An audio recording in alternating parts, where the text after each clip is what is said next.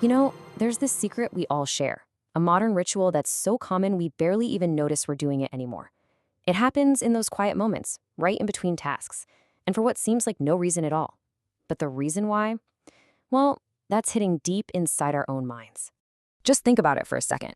You're waiting in line, maybe you've just finished some work, you know there are no new notifications, no buzzes, no pings, and yet your hand just kind of moves on its own, you unlock the screen, and you start scrolling. Why do we do that? It's something we could call the phantom pull. It's like this invisible string that tugs you towards your device. And it's a collective habit, really. It's become a defining behavior of our time. So in this explainer, we're going to pull back the curtain and actually understand the mechanism behind it. To really get a handle on this pull, we have to look inside our own heads. Because what's happening isn't really about the phone itself. It's about this powerful, ancient reward system that's running in your brain. It's basically like we're carrying a slot machine around in our pockets. Now, we've all heard dopamine called the happiness chemical, right? But that's not quite the full picture. See, dopamine isn't really the chemical of having something. It's the chemical of wanting something. It's the thrill of the hunt.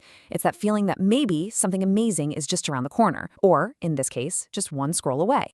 So what's happening is your brain is essentially on a treasure hunt, but it's not looking for any specific treasure, it's just addicted to the search itself.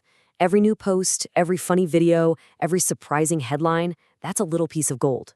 And our phones, they provide an endless, totally unpredictable supply of these little rewards.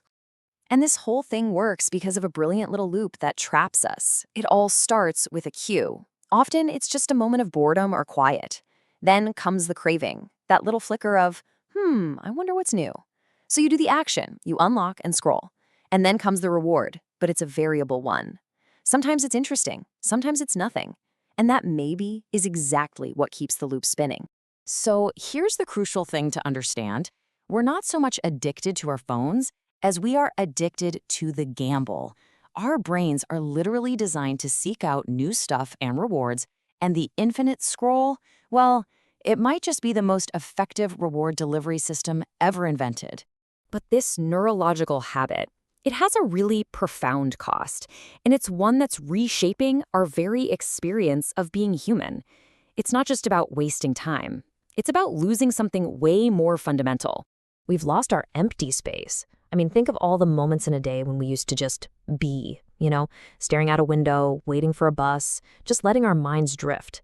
Those little pockets of boredom, they were actually fertile ground for creativity, for reflection, for solving problems. And now, for the most part, they're just gone. And the contrast when you lay it out is just stark. We've basically traded the internal, wandering nature of our own thoughts for an external, curated feed of information. The silence that once let us daydream is now just instantly filled with distraction. And listen, this isn't just a personal failing. It's not about a lack of willpower. This is a systemic shift. The technology that's always in our hands has completely altered the tempo of our consciousness. It's conditioned us to expect constant stimulation, leaving absolutely no room for the slower, quieter rhythms of thought. So what happens when we do try to reclaim that silence? When we put the phone down? Well, for many of us, it's not peaceful anymore. In fact, it's become deeply, profoundly uncomfortable. This is the secret that not many people really dare to say out loud. By constantly outsourcing our attention, we've kind of deconditioned our own minds from being able to just sit with themselves. Our own inner world can start to feel, well, not enough. So instead of feeling restorative, that silence can feel like a void. It's a vacuum that we've been trained to immediately fill. Quiet is no longer a comfort, it's a problem that needs to be solved. And so, we reach. We grab the nearest screen, not always out of genuine interest, but out of this subtle, creeping anxiety. We do it to escape the discomfort of an empty moment, to escape the feeling of being alone with our own mind. Now, understanding this whole cycle isn't about blame, and it's definitely not about shame. It's about awareness. It's about finally seeing the mechanism so we can start to reflect on our relationship with it. You don't have to throw your phone away. The goal here isn't to just quit cold turkey. It's to become conscious of the unconscious. So the next time your hand moves for your phone, just notice it. Just ask yourself, wait, why am I reaching for this right now? That single moment of awareness, that's where all your power lies. So I'll leave you with this one final thought, a question to just sit with, maybe in the very silence we've been talking about.